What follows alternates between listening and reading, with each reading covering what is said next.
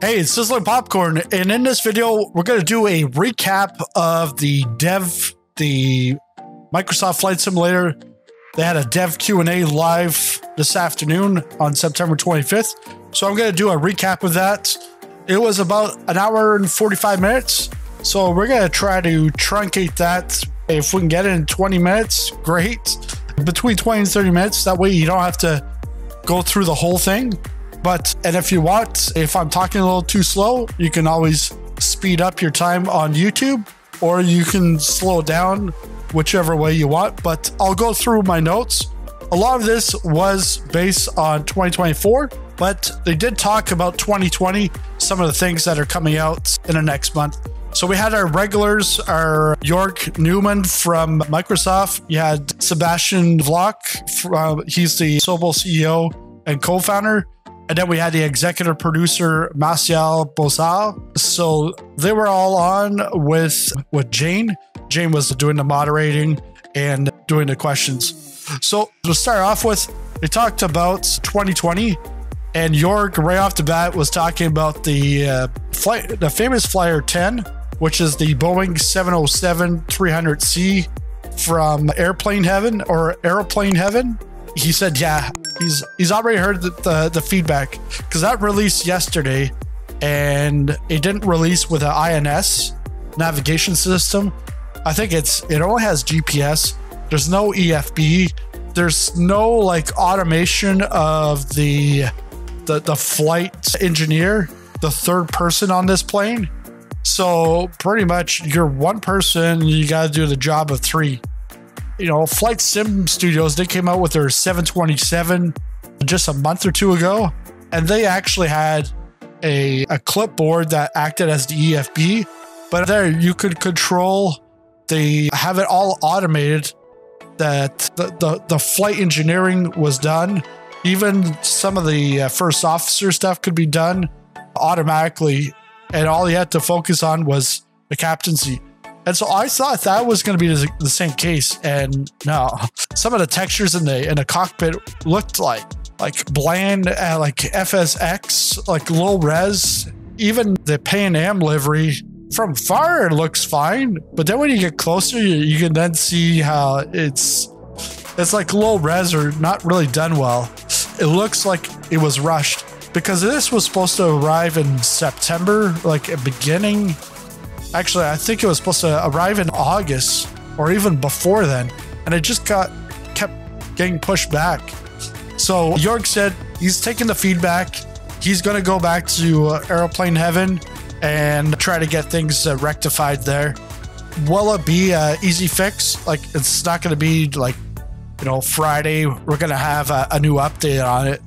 But I know I'll talk about it later, but Jörg did mention that this will continue getting updates down the road, just like all the other famous flyers and the local legends. So if you have them for 2020 and you're pouring them over to 2024, or if you have the Aviator edition in 2024, they're not going to be updated for 2024 right off the bat, but over time they'll get updated. And then you've got the AAU3, so that's the Aircraft and Avionics update number 3. That's ready for certification and should release on October 1st. So we're going to see 3 planes. First one is the I9 Build's A310-300. That's going to get some updates. And then Hans Hartmann, he'll be updating the PC-6. And then the third one, which is the ATR, that's actually going to happen on the 10th of October. And that update from Hans Hartmann, there's a lot of bug fixes, but there's also a whole new model update, plus 6 new variants. So the 6 new variants, you'll have the 42 stall, the 72 freighter, and then both in the 42 and 72, the Highline config number 2 and 3. So in total, comes up to 6 variants. And Hans was on the call to show us the new feature on the map, in that you're able to freely navigate on the map in plan mode, and that you'll actually be able to find and select your parking at the gate, and that way you can visualize your taxiing to that gate. So that's a new feature that we'll see in the ATR on October 10th. So that was pretty much it for Flight Simulator 2020. Let's now dive into 2024. So there was 7 different, I guess, like segments of questions based on different topics. The first one was technical. So the question was asked about 64 gigs of RAM as the ideal specs. So why, and like, will the sim ever use 64 gigs of RAM? So that's where Seb ended up talking about this. He said that 64 gigs is because that's calculating that you have the simulator at max capacity. And on top of that, you have other apps in the background. Could be like Navgraph charts, say intentions, or Beyond ATC, different apps. Or even like the Phoenix. The Phoenix, there's an app in the background that's working. And on top of that, either streaming or recording. So it's gonna take a lot of memory. And Seb said that on his machine, he's got 32 gigabytes, and it works just fine in 2024, even with other apps on. But you start recording, and then he had some 1 to 2 second freezes, and he says when you get those freezes, that's when you know you're pretty much out of memory. But he says on its own, the simulator will never hit 64 gigs of RAM. Then moving on from there, still into the specs, people are asking like, what's the baseline for each category? So the base specs, that's based off of a 1080 monitor, just a single monitor. And the expectation is that in all 3 cases, the base, the recommended, and ideal, that's all at 30 FPS. Recommended is on 1440, and then ideal is at 4K. And then a lot of VR people or VR users have been asking about specs for them. And he said that is the ratio, the ratio between like base, recommended, and ideal for PC users that are on a monitor. He said it's about the same thing when it comes to VR. So you can expect very similar. And they also did mention that like with VR, all the different headsets, they all have different resolutions, different power. So it's very complicated in that case. But one thing that helps out with all this is a new feature, adaptive details. So what this will do, and I've seen this in iRacing. I've been on iRacing for 7 years, and it's been on there for 7 years. Adaptive detail, what I'll do is when you're in a simulator, if you can set, okay, I want 45 FPS. So if you're having 60 FPS, hey, fine, you know, nothing's going to happen. Your settings are going to be the same. But if your FPS drops to 45 or even below, then your settings, your LODs will be reduced in order to meet that. And they said that in VR, that could help you to have a constant FPS. But also, I do know from my experience in iRacing that, well, iRacing things are, you know, you have to be precise and looking at apexes, and you've got a lot of speed. Flight Simulator, you're more relaxed, and you're not looking for like an apex in a cloud or anything like that. But the thing is in iRacing, if I do go below that FPS threshold, then all the details start to like die down a bit, and you notice that very, very easily. So they do have the feature of turning it off, because I could see that being a problem in VR, where if you got that LOD coming down, it could be jarring on the eyes. So you do have the new feature, but you can also turn it off. One of the big issues with, because the new simulator, we're going from like 150 or 180 gigabytes for the client, and that's gone down to about 30, 50 gigabytes, depending where you look at it. But, and now everything mostly is being streamed. So the issue is what happens with your online connection and your online access. Because I've seen it even today. I was in a flight and then the connection to the server cut, and then it came back, yeah, like within like 20 seconds or something. So what they said was that anything in the marketplace that's going to stream, but you can also go into my library, which is the old like my content, the content manager. Well, now it's called my library. You can go in there and download all your items, so that way it's stored locally and it doesn't have to load into the sim. Like it doesn't have to be downloaded from the servers every time you fly. So that can help you out. But you will always need an internet connection to fly in Flight Simulator. They did say that the terrain and the rolling cache on top of all the weather, that's all going to be streamed. And Seb had a few times that the internet connection to the server was disconnected, and he said within the first 30 seconds you're not going to notice anything. He says then, the next 30 seconds after that, you're going to get a pop-up and it's going to say that your internet connection is low. And then he says if it's a quick connection loss, that won't affect you unless you're just loading in, because when you're loading in, that's when it's downloading the aircraft that you're about to use. And the way that they were able to get all these efficiencies was that in 2020 you had 2 planets. I was like, what? 2 planets?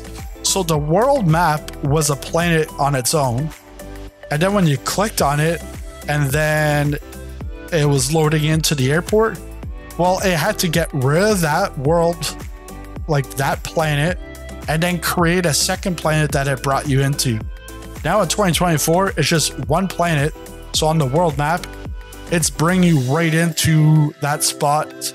Like when you see the world map, you're actually looking at the actual world from like a way zoomed out view, and then you're brought in, like you're zoomed into your airport, because from the world map you'll be able to see all the ship traffic going around, and like that ship traffic, if you're on, will be live. So that's really nice, mind-blowing. But now we're going to go into the section number 2. That was on world and weather. So a couple of new features. We got the cirrus clouds, those thin clouds. And then we also got a new scattering, like cloud scattering engine. They said that there's no more line on the horizon. Then they talked about tornadoes. Tornadoes is probably always going to be just missions only. Because there's nothing to predict when a tornado is going to happen, and sometimes they can last a few seconds to a few minutes. Like there's not a model that they can really go after, like base it off of. So that's where they're not going to spawn that in free flight. It'll only be in missions. Then we go on to working radar. Working radar, that is currently still on the backlog. So that still being worked on, nothing yet. Live weather. Live weather, you're going to have also historic weather. And I know like some people, they want like 2 years of history. Well, just think about it for a moment. 2 years of history of weather. That's not just like, the temperature and everything, but that's like for every minute of the day for 2 years. And then not just that one spot, the whole world. That's a lot of data to gather, and they don't have a source where they can get that from. So what they're thinking of is, for now, they'll have 24 hours, so that I like when I do my community flights on Friday nights, most of the time we're in areas where it's actually like it's like 8 o'clock my time, but in that area it might be nighttime. So what I normally do, and some of the other guys do, is we go in, we back up the time, but we still use a live weather as of that time that we're flying. but we're now able to go back to get real live weather from like 9 o'clock in the morning, but we're flying at 8 o'clock at night. And then the way that they're going to improve this is that over time, they're going to try to save all this data so that they have the backup. And then they'll then be able to go back and say, okay, well, now we got 1 year of history that we can go back to. Like, it's not going to be like a day 3. You're now going to be able to go to like day 1 weather. No, it's still always going to be 24 hours, but down the road, as they collect that data, down the road, they'll create a new feature with an update at some point to do that. And the next item, flight simulators rejoice, windshield wipers are actually going to work in the simulator. In 2024, windshield wipers will finally work. Because yes, in the past, they depending on the aircraft, they'll work, they'll wipe, but they don't really do anything. They actually don't take the water off. And it was like this weird thing of they're on the outside, but the rain's on the inside. Like, yeah. So windshield wipers will work in 2024. Night lighting has been drastically improved. So looking forward to seeing that. I haven't seen it in previews yet, or any of the content that came out of the Grand Canyon event. Autogen, as someone was asking, the Autogen buildings, will that be remodeled? And Jorg said, yes, it's going to be redone, but not on day 1. It's going to be over time. Asobo's going to be taking care of that in-house. Black Shark, which that's where Black Shark did all the AI modeling stuff. They probably worked with them for like a year. And Jorg said they haven't worked with them for like probably 3 years. So Black Shark's no longer in that. Asobo will do some remodeling for the Autogen stuff. Bespoke airports. That was a good question, because a lot of people even have been asking me, and I really didn't know. So it's going based off of what you had in Flight Simulator 2020.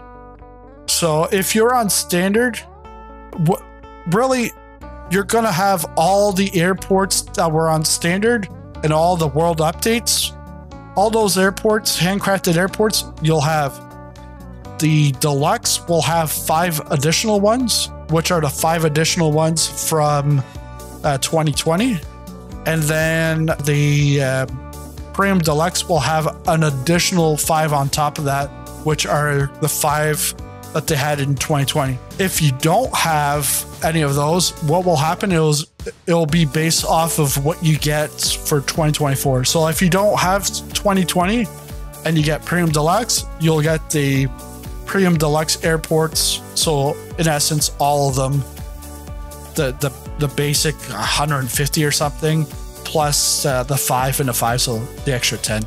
But rather than creating additional ones, Jorg said that they focus instead on updating those. And so Gaia Simulations actually went through them all to update them, tried to fix like taxiways and all that kind of stuff. But I do know that from the Grand Canyon event, someone, I forget, he's a military guy, and yeah, because his wingman's a Gronky, or I just can't remember the name. But he said his city was an airport, a bespoke airport, and it was, oh yeah, I think New Orleans. He's like, it's still the old, like, from even before 2020. It's like 7 years old, the layout. And he's like, so I don't know what happened there, but supposedly Gaia Simulations has been redoing them all. Maybe it's because they're in like alpha beta at the Grand Canyon that it wasn't updated. I don't know. Now we're moving into the peripherals and settings. So peripherals for 2020 that worked with 2020 will work with 2024. Bindings, unfortunately, will need to be redone.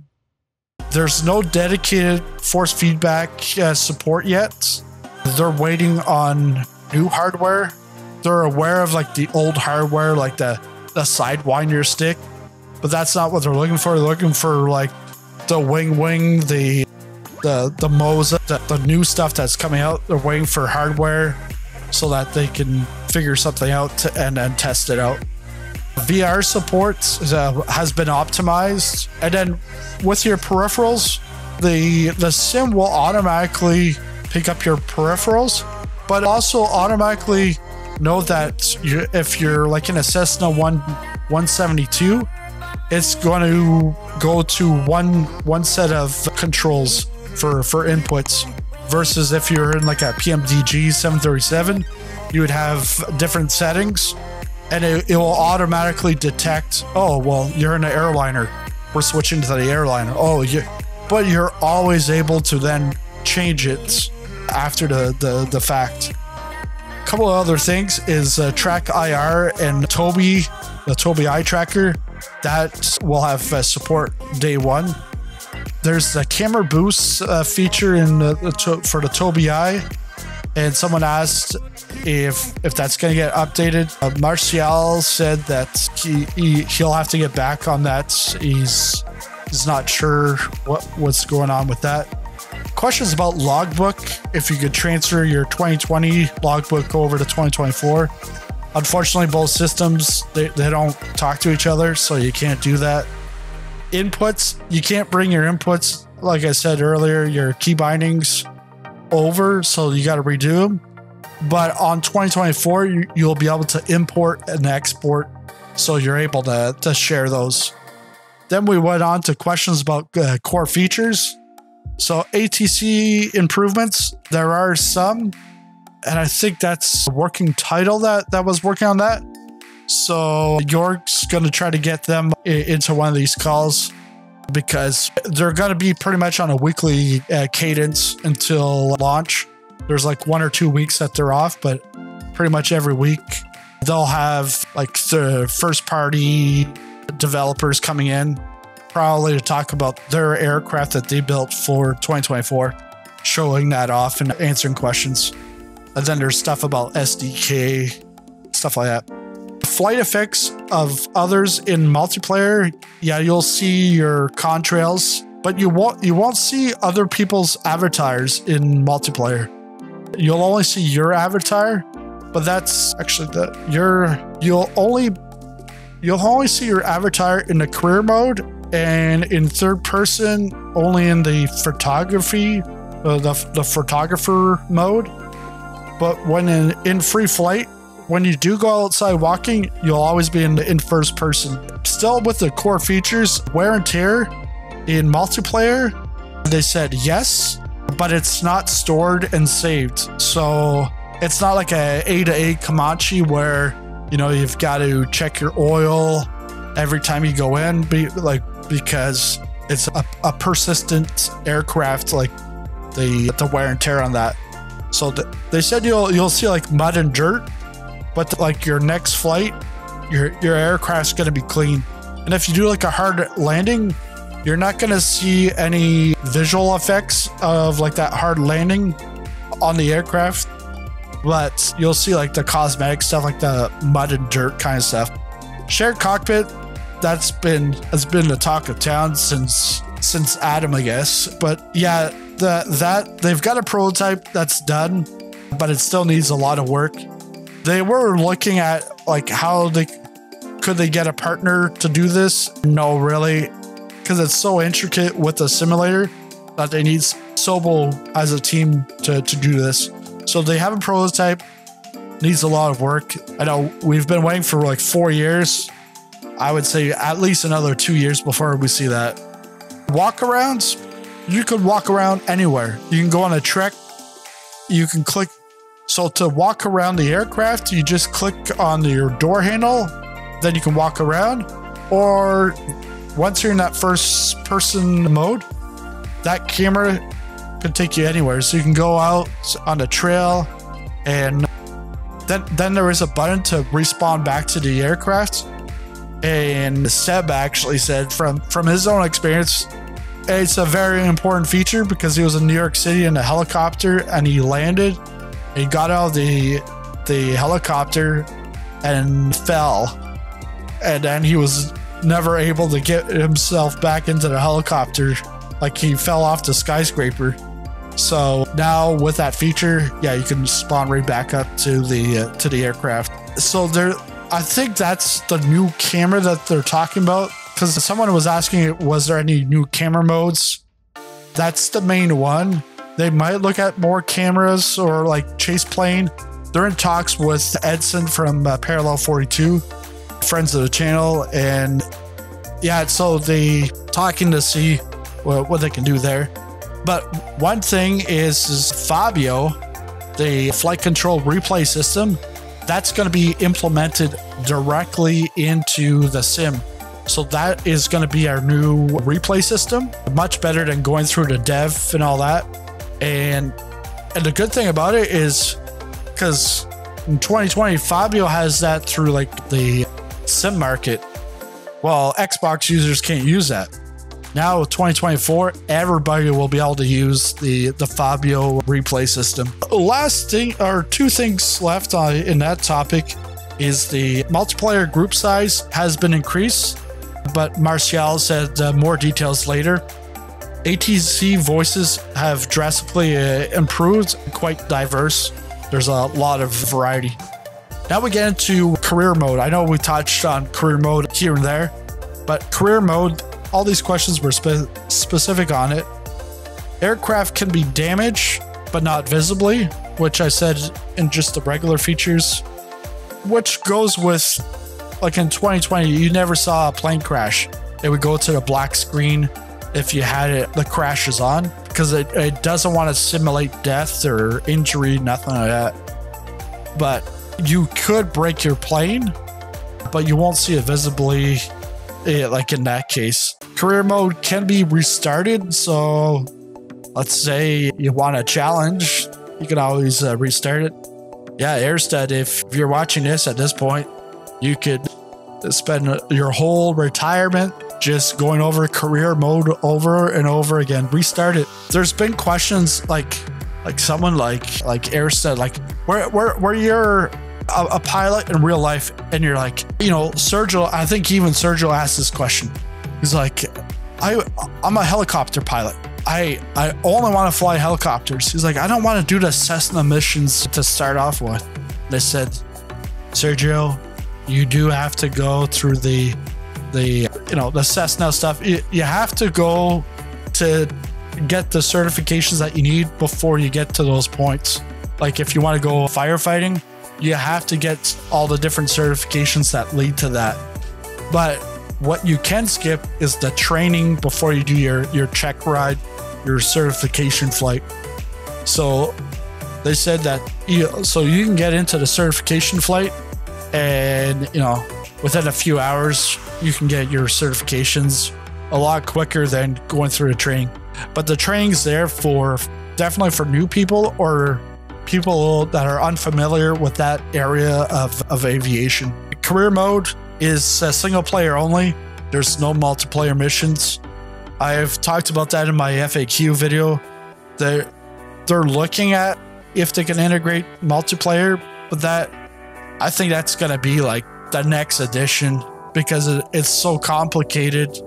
They said that they wouldn't be able to do anything else if they were to focus on multiplayer missions.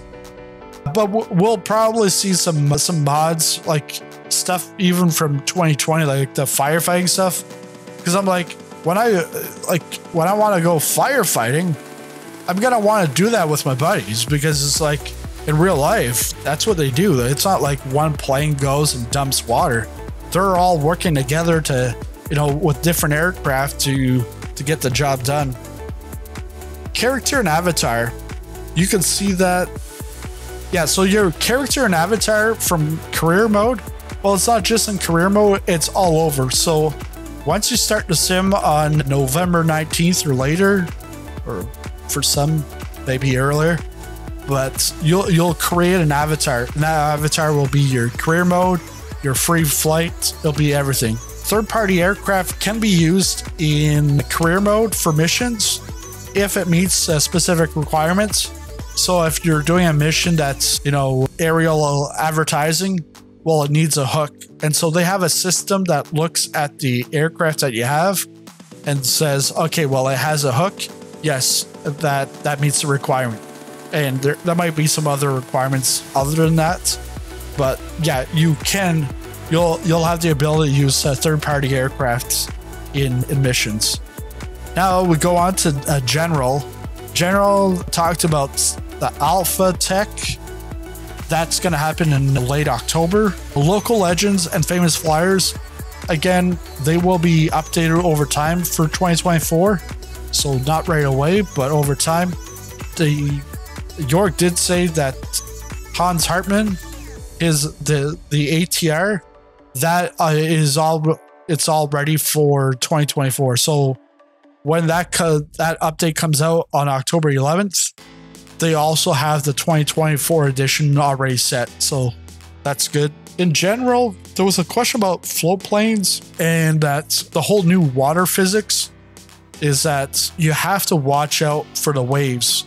If the waves are too high, you could be smacking yourself into those waves or having a hard time taking off. I think Seb was talking about the A5, the Icon A5, and how it can go up to, I think it's 20 centimeters waves. Anything that's above that, it can't fly in that, like can't take off or land.